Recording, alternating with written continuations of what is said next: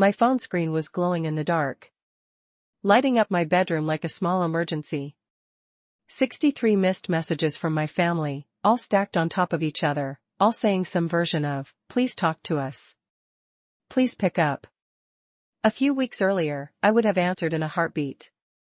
Back then, I still believed my mom when she said she would move in for a week to help me after my hip surgery. That she would cook, clean, and make sure I did not fall trying to get to the bathroom on crutches. My name is Nora Hayes. I am 31 and I live alone in a third-floor walk-up in Portland. I went into surgery thinking at least I would not have to go through recovery alone. Instead, 2 days after I came home, I found out my mom had packed her ski jacket and left town. When I called my sister, I could hear music and laughter in the background, the wind rushing past an open car window. She did not even lower her voice when she said, "Don't guilt-trip me. We are here to relax, not to serve you." I stared at my pill bottles on the top shelf, at the empty fridge, at my swollen leg, and something in me just snapped. So, I smiled through my teeth and told her, "Thanks for showing me who you really are." She laughed like I was being dramatic and hung up. That was the last normal conversation my family ever had with me because a couple of weeks later, I made a decision they never saw coming. And if you have ever been the reliable one in your family, you might want to hear exactly how I finally stopped saving them. The morning of my surgery felt almost calm, like everyone had finally agreed to take me seriously for once. And I remember thinking maybe I had been too harsh when I told my sister, "Thanks for showing me who you really are." My mom drove me to the hospital, fussing over my bag, my paperwork, my phone charger, telling every nurse who walked by that she was staying with me and that she would be moving into my apartment for at least a week after I was discharged. My dad, Mark, showed up with coffee, kissed my forehead, and said we would all get through this together. My sister, whose name is Tessa, swept in late with her husband, Evan, holding a to-go latte and her phone up for a quick selfie. Something like visiting my brave little sis before hip surgery. And then she was gone before they even rolled me into the operating room. When I woke up groggy and dizzy and feeling like my hip had been replaced with a brick, my mom was sitting in the chair next to my bed, scrolling through her phone, and telling me not to worry, that she had everything under control at home. She told me she had already made a shared Google Calendar for my meds, my physical therapy exercises, and even my meals. And she kept repeating that she would be staying in my place so I would not have to do this alone. I clung to that promise when they discharged me the next day. When every bump in the road on the way back to my third-floor apartment made my teeth clench. My building does not have an elevator. So just getting up those stairs once with crutches and fresh stitches was a full workout. My mom helped me into bed, stocked the nightstand with water, snacks, and my phone. Put a couple of containers of soup in the fridge and told me she was going home just to grab some clothes and check on the coffee shop she owns with a friend. She kissed my forehead and said she would be back early the next morning. I believed her because that is what you do with your mom, even when you should know better. The first night at home was rough but manageable. I had pain meds. I had TV. I had the flimsy comfort of hearing her voice in my head saying she was coming back. The second day, my hip felt like it was on fire. I needed my next dose of painkillers, but the bottle I had to switch to was on the top shelf in the kitchen, just out of reach if I stayed safe with my crutches. I called my mom and it went straight to voicemail. I texted her and saw the little delivered sign, but no typing bubble. I messaged the family group chat that she had made for my recovery, the one called Nora Recovery Squad, and it stayed completely silent. I tried to tell myself she was driving or busy with a customer, that she would walk in any minute with groceries and a guilty smile. When the pain got worse, I tried to be independent and called in a food order on an app, thinking I could manage to shuffle to the door. The driver did what they always do in my building, left the bag in the hallway, and took a picture. But by the time I had gritted my teeth, braced my crutches, and inched my way out of bed, my leg gave out halfway to the door, and I had to crouch there, sweating, trying not to cry. The food sat outside until it went cold. I made it back to the couch somehow, found an old granola bar, and tried to laugh at myself for being so helpless. By the evening of that second day, my phone was still dry of any call from my mom. No message from my dad either. It was only when boredom and anxiety pushed me to open Instagram that the truth hit me like a fresh wave of pain. There on my screen was Tessa in a brand new ski jacket standing in front of a snowy slope with her arm around my mom, my dad, and her husband Evan behind them. All of them grinning at the camera. The caption said something like much-needed family getaway to Mount Hood. And the story clips were full of them singing in the car, clinking travel mugs, talking about how they had earned this break after a stressful season. No one looked stressed. No one looked worried. No one even mentioned the daughter they had left on the third floor with fresh stitches and an empty fridge.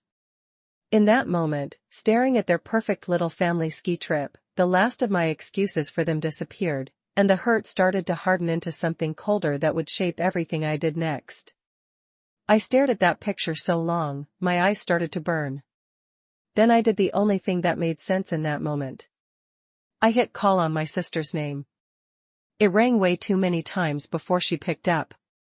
And the second she did, I could hear music, laughter, somebody talking about the fresh powder like they were in a ski commercial.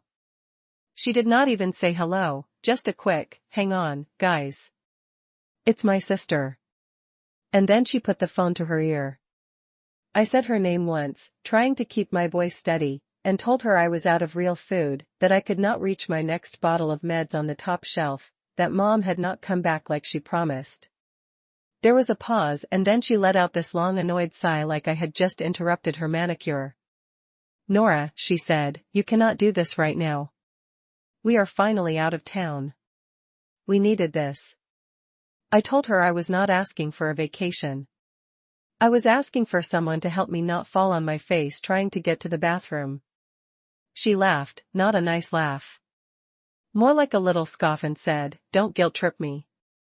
We're here to relax, not to serve you." The word serve hit harder than it should have. I could hear my mom in the background asking who it was, and my sister muffled the phone to say, "It's just Nora. She's freaking out again." I went quiet for a second, staring at the empty living room, the pill bottle glinting on that stupid high shelf, the cold soup container in the trash. Then I felt something in me click into place. I smiled even though she could not see it and said, "Thanks for showing me who you really are." She made this little sound half irritated, half amused, and said I was being dramatic. That I always turned everything into a crisis. And before I could answer, she said, "You're an adult. Order some food and stop making us feel bad." And hung up. I tried calling my mom next, thinking maybe she would at least pretend to care, but it went straight to voicemail. My dad did the same. The group chat called Nora Recovery Squad still sat there with my last message about needing help and absolutely no replies, just our smiling profile pictures lined up at the top like some cruel joke. I ended up calling my Aunt Rachel, the one person outside the four of us who usually played referee when things got tense. She answered on the second ring, cheerful, asking if I was excited to be done with surgery. When I told her I was already home and alone, that everyone had gone to Mount Hood without even telling me, she went quiet in a way that did not feel comforting, just awkward. I sent her a picture of my leg in its brace and another of my mostly empty fridge. And after a minute, she replied with a little heart and a message that said, "I'm sure they just needed a break, sweetie. Try to be understanding. Okay, you're strong. You can handle this." That was it. No offer to come by. No, "Can I bring you anything?" Just a reminder to keep playing the strong one. Later that afternoon, when the pain was bad again and I tried to get up for the bathroom, my crutch slipped on a loose edge of the rug. I went down hard on my hands and knees, sending this sharp bolt of pain up through my hip that made my vision blur. For a good 30 seconds, I just lay there on the floor, breathing like I had run a marathon, realizing if anything worse happened right then, nobody was coming. My phone was on the couch buzzing every few minutes with new videos from Tessa's story, clips of my mom laughing in a ski lift, my dad holding up a paper cup of hot chocolate like a toast. When I finally crawled back, I saw he had posted his own picture, too. All of them in front of the lodge with the caption "Much needed family reset #blessed #inter-getaway." I stared at the word family until it almost stopped looking like a real word. In that moment, something inside me shifted from hurt to clarity. If I kept pretending this was just a misunderstanding, I was going to drown. So, I opened the Notes app on my phone and started writing everything down: the dates, the promises, the screenshots, the unanswered calls. I did not know exactly what I was going to do with it yet, but I knew one thing for sure. I was done pretending that being the strong one meant letting them walk all over me. A week after that fall on the rug, the purple and yellow bruises on my knees had started to fade. But the ache in my hip had settled into this low, steady throb that made every movement a negotiation. Nights were the worst. The pain would wake me up around 3 o'clock in the morning, and the apartment would be so quiet that I could hear the hum of the fridge and the traffic far below my windows. That was when my brain liked to rewind everything and hit replay. I kept seeing that photo of my family at Mount Hood, skis propped up, my mom's arm around my sister, my dad grinning like some ad for wholesome winter memories, and it made my chest tighten in a way the pain meds could not touch. At first, I just wrote about it to stay sane. I had a note on my phone titled "Things I Don't Want to Forget," and I filled it with small, stupid details. The timestamp on the selfie my sister took at the hospital versus the timestamp on the first ski trip photo. The exact wording of the voicemail my mom left me before surgery about not worrying. The way my dad's caption on his post said "family reset" like I had never existed. But the more I wrote, the more my notes stopped being about this one betrayal and started reaching back further into years of little moments I had brushed off because that was easier. I remembered the first time my parents floated the idea of buying a cabin near Mount Hood. It, snorts, had been pitched to me as a dream we all shared, a cozy A-frame where we could spend holidays and get out of the city. I was the one who sat at their kitchen table with a laptop and a spreadsheet, running numbers on mortgages and property taxes while my mom talked about string lights, and my sister scrolled through Pinterest for decor ideas. When the loan officer said my parents' income and credit would not quite cut it, everyone looked at me. "You're so good with money," my mom said, almost proud, like it was a character flaw she could finally use. "If we put you on the application, it will go through." I remember hesitating, but only for a minute. I told myself this was what adults did. We invested. We built something together.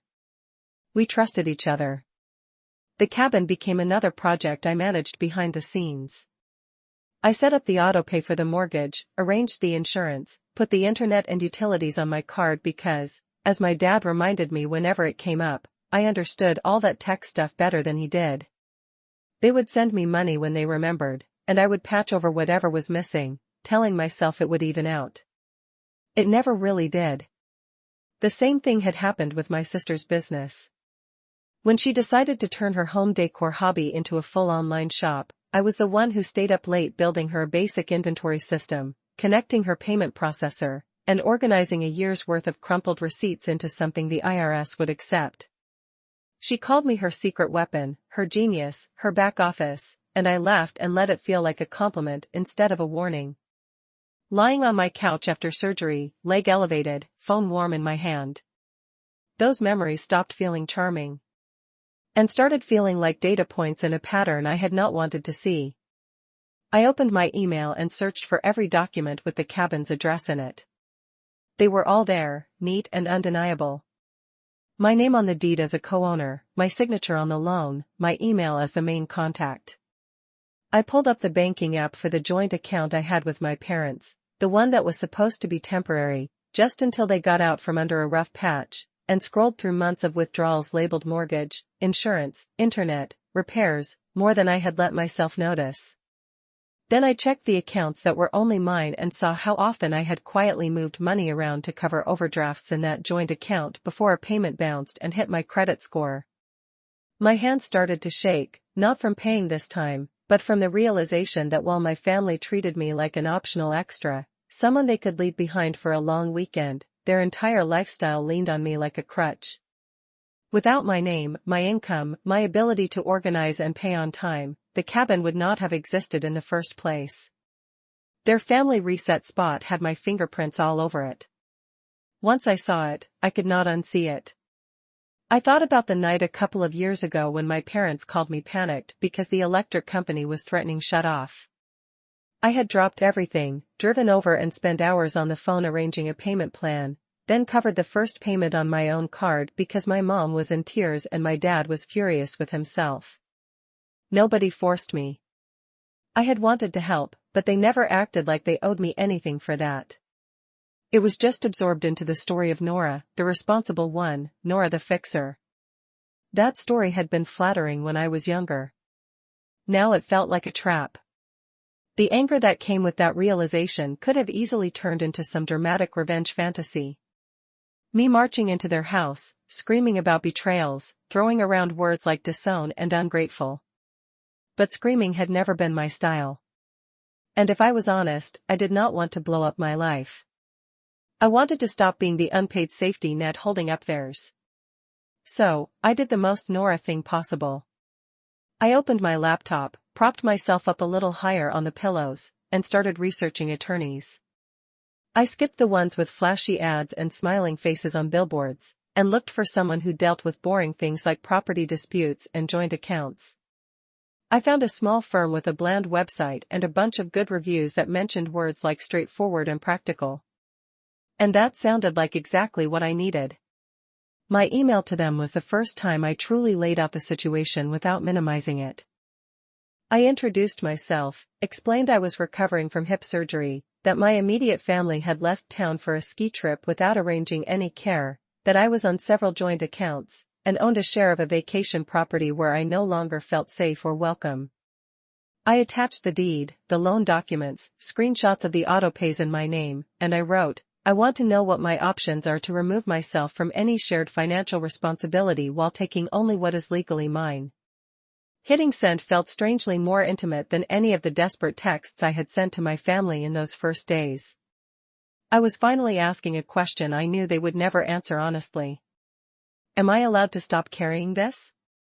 While I waited for a reply, life around the edges of all this mess quietly kept going. Mr. Lopez, my downstairs neighbor, knocked on my door every evening like clockwork to bring up my mail and see if I needed anything from the corner store. One night, he showed up with a big container of homemade stew and a shy explanation that his mother had always cooked for the block when someone was sick. So, he was just doing what she taught him. My team lead from work sent a grocery delivery after I admitted I had messed up an order because I could not get to the door fast enough. She filled it with easy stuff, microwavable meals, cut fruit, nothing that required bending or lifting. The group chat with my hiking and board game friends stayed active, full of memes and check-ins and stupid jokes about me leveling up in real life with my new metal hip.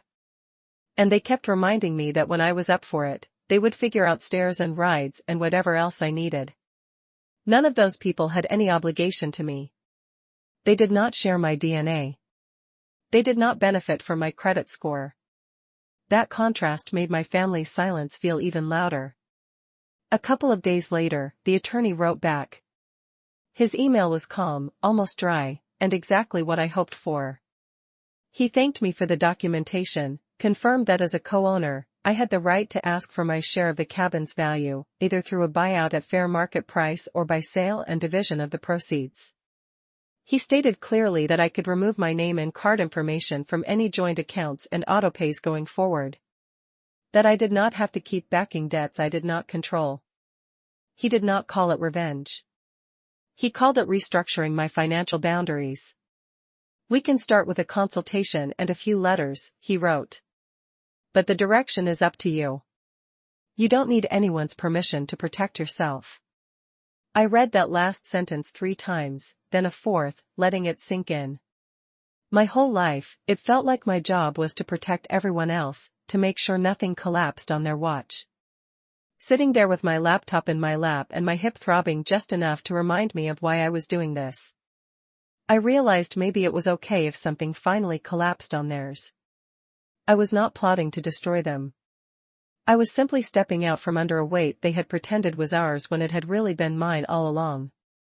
For the first time since the surgery, I felt something that was not pain or anger. It was a thin, steady line of resolve. They had chosen a ski trip over me. I was about to choose myself over their comfort, and I had a feeling they would not see it coming until it was already done. 2 weeks after I sent that first email, I was moving better on my crutches, and the fog from the painkillers had thinned just enough for me to sign my name without shaking. The attorney and I had a short video call where he walked me through everything in a calm, almost boring voice that made the whole thing feel less like revenge and more like accounting. And that actually suited me. First, we drafted letters to the bank where I shared an account with my parents. The one that had slowly turned into a catch-all for cabin expenses and emergencies. The letter said I would be closing my connection to it, that I no longer consented to any automatic drafts using my name or credit, and that any debts going forward would belong to them alone. Then we prepared a notice to the company that handled the cabin's mortgage and another to the insurance provider, letting them know I intended to withdraw my name from the loans and policies and asking for the formal process to either be bought out at fair market value or to trigger a sale if my co-owners could not or would not cover my share. Seeing my family's financial life laid out in legal language made me realize just how deeply I had been woven into it. It was like someone had finally turned on the lights in a room I had been walking through in the dark for years. At the attorney's suggestion, I also went into every autopay portal I could remember setting up. Cabin internet, cabin utilities, even a couple of bills tied to my parents' house that I had added my card to just for a month years ago. I removed my card information, canceled payments going forward, and printed confirmation pages, sending copies to the attorney in case anyone tried to say they did not know. Each click felt oddly similar to paying those bills in the first place, except this time, instead of draining my account, I was reclaiming it. They came back from Mount Hood about halfway through this process. I knew because my mother, Diane, finally called me, not to ask how I was, but to ask why the electric company had sent them a warning about a missed payment. I answered on the second ring and listened as she launched straight into "I thought you were handling that." It bounced. What is going on? I waited until she ran out of steam and then said calmly, I was handling it. I am not anymore. You own the house. You run the coffee shop. You can set up your own autopay. There was a beat of stunned silence and then she said my name like a warning. Nora, you are being unreasonable. We are family. I told her family does not leave someone fresh out of surgery alone and drive to the mountains. If you can do that, you can figure out how to log into a utility account. She started to say she had needed a break, that things had been hard at the shop, that Tessa had already booked the Airbnb, and the more she talked, the more obvious it became that she was still centering herself in a story where I was a side character, making things inconvenient. I ended the call before she could build up to a full guilt trip and texted her the customer service number for the electric company. The next day, my dad showed up at my apartment unannounced. I heard his knock, and for a second, my body reacted the way it always had when he came by, a little rush of hope that maybe he was here to fix something. I opened the door slowly, leaning on my crutch, and he stepped inside like he owned the place, looking around at the stack of legal paperwork on my coffee table and the crumpled delivery bags in the trash. He did not ask how my hip was. Instead, he held up a letter from the mortgage company, the one my attorney had helped draft. What is this? He demanded, waving the paper. You are trying to force us to sell the cabin. I told him the same thing I had told the lawyer, that he and Mom and Tessa could buy out my share at fair market value if they wanted to keep it, or we could agree to sell and split the proceeds. I am not trying to take anything that is not mine, I said. I am just done paying for something I cannot even use without being an afterthought. He said almost incredulous. You would really do this over one trip, one mistake? I looked at him and said, this is not about one trip. This is about a pattern that has been going on for years. And this was just the first time it almost broke me physically.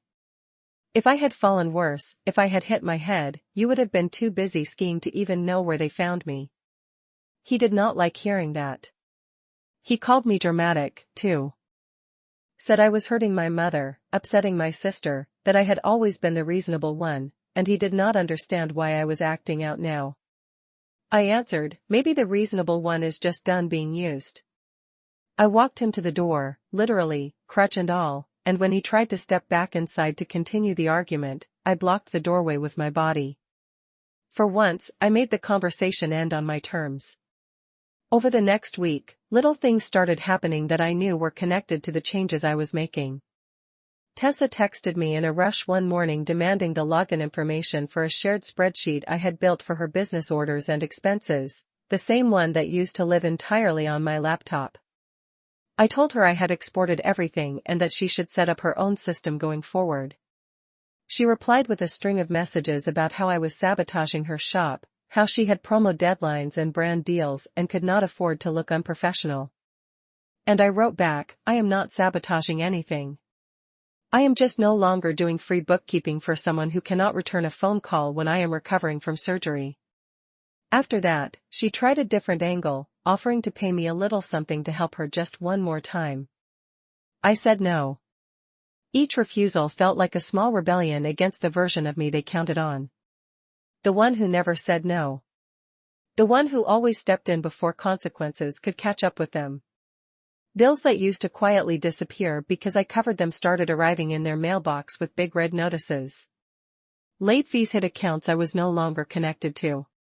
My attorney emailed to say the process for dealing with the cabin had officially started, that the mortgage company needed a decision. For the first time in a long time, the pressure was not sitting squarely on my shoulders. It was on theirs where it honestly should have been all along. And underneath the anxiety and the unfamiliar silence from my family, there was a strange steady feeling growing in my chest. It was not revenge in the movie sense. No dramatic reveal, no gasps.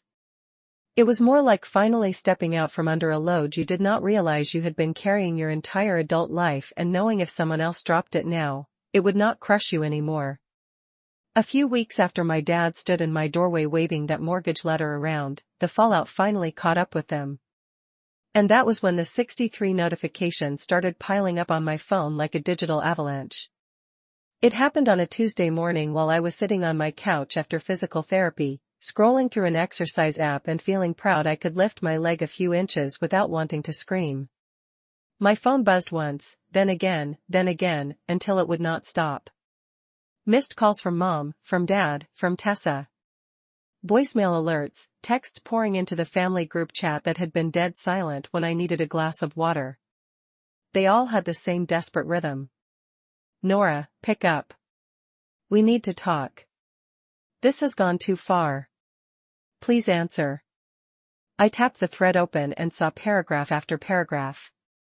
My mom was asking why the cabin mortgage company was suddenly talking about a forced sale, insisting that she and my dad could not qualify to refinance without my income on the application. She wrote, "You are going to make us lose our place. The only thing that actually brings this family joy." My dad sent a blurry photo of a past due notice with a red stamp and asked if there was some kind of mistake with the autopay. Like maybe I had accidentally turned it off. Tessa, of course, came in hot. She accused me of trying to ruin her life, typed in all caps about how losing the cabin would mean losing essential content for her brand, how a recent email from the IRS about reviewing her returns had spooked one of her sponsors and made them pause a deal. She wrote, "I trusted you with my numbers, and now you abandon me like I had been the one who ghosted her while she lay in a hospital bed." I read every message carefully, partly out of habit, partly out of morbid curiosity. They were full of fear and anger and blame, but not one of them said, "We are sorry we left you alone after surgery." Not one of them acknowledged the picture of the empty fridge or the unanswered calls. It was like we were living in two different stories and they had decided the only one that mattered was the one where I suddenly turned into the villain. While they were firing off text grenades, the more official consequences were rolling in on their side. My attorney forwarded me updates from the mortgage company. My parents and Tessa had been given options. Buy out my share or agree to sell. Their late payments and their weaker credit without my score propping everything up made the first option almost impossible. They stalled, they argued, they tried to negotiate, but numbers do not care about feelings. In the end, the only realistic path was putting the cabin on the market. The thought of that place actually selling, of the A-frame in the snow with its string lights and cute mugs disappearing from their feed, made a part of me sad, because I had once been excited about it, too. Mostly, though, it felt fair. If they wanted to treat the cabin like a symbol of their perfect family life, then they could let that symbol go the same way they let me go, by turning their backs when it mattered. Around the same time, Tessa texted me a screenshot of a letter from the IRS, a notice that they were reviewing her past returns and needed additional documentation. She sent it with the message, "Are you happy now?" and a crying emoji. I reminded her I had not filed anything for her that year, that I had told her weeks before surgery she would need to hire a real accountant if she wanted to expand her business. I did not tell her what I was thinking, which was that years of shoving receipts into bags and asking her genius sister to fix it at the last minute had finally met a wall that did not budge. My mom's messages got more erratic as the days went by. She bounced between accusing me of betrayal and begging me to just come over and talk it out like we always do, which was funny because what we had always done was me smoothing things over so no one ever had to change. She wrote about the coffee shop's slow winter sales, about how the stress was making her chest tight, about how my dad was snapping at her more. My dad sent one long text about how he had to borrow money from a friend to fix his truck and how humiliating that felt. Tessa complained about losing a brand deal and having to tell her followers she was restructuring her business. Through all of it, the words, "I am sorry," never appeared. My Aunt Rachel chimed in too, leaving me voicemails where she said things like, "Families go through rough patches, honey. You cannot burn it all down over one bad choice. And you know your mother loves you. She just does not always show it the right way." She sounded more panicked about the cabin than about anything that had happened to me physically. I wanted to ask her if she had looked at the photos I sent from that first week of my leg strapped into a brace and my empty counters, but I knew it would not matter. People who have decided you are too strong to need help will twist themselves into knots before admitting they were wrong. While my family group chat turned into a wall of pleas and accusations, my real life outside of that thread got strangely quieter and more peaceful. Mr. Lopez knocked on my door one Saturday with a grocery bag and an invitation to come downstairs for dinner if I felt up to it. He and his partner served enchiladas and made sure there was a chair with extra cushions for my hip. My coworkers sent me a silly get-well-soon video and a care package with tea and a weighted blanket. My board game friends shifted our weekly meetups online until I could move better, then insisted on picking me up for the first in-person night so I did not have to navigate the bus. None of them owed me those things. None of them shared my last name. And yet they were the ones checking in on my pain levels and my progress, not whether I had reconsidered saving a cabin or repairing my parents' credit. One evening, after a particularly intense flood of messages from the family chat about how I was destroying everything, I muted the thread and set my phone face down. I sat at my window and watched the rain slide down the glass, feeling an odd mix of grief and relief. Losing the cabin and the illusion of being the good daughter hurt. But the weight that had been sitting on my chest for years was finally starting to lift. They had taught me I did not matter as much as their trips, their comfort, their image. Now they were discovering what their lives looked like without the person who quietly made the math work. I did not need to say anything dramatic or deliver some big speech. The numbers were talking for me, and for once I was willing to let the silence between us grow. By the time spring settled over Portland, and the rain finally eased into softer showers, I could walk down the sidewalk without a limp. Just a faint ache in my hip when I moved too fast. The cabin had a pending offer. My attorney had confirmed my share would be wired into my own account, and my parents were still treating it like a funeral. In the family group chat, my mom dropped long messages about memories by the fireplace and how sad she was to lose our special place, like it had been stolen by a stranger instead of sold because of their own choices.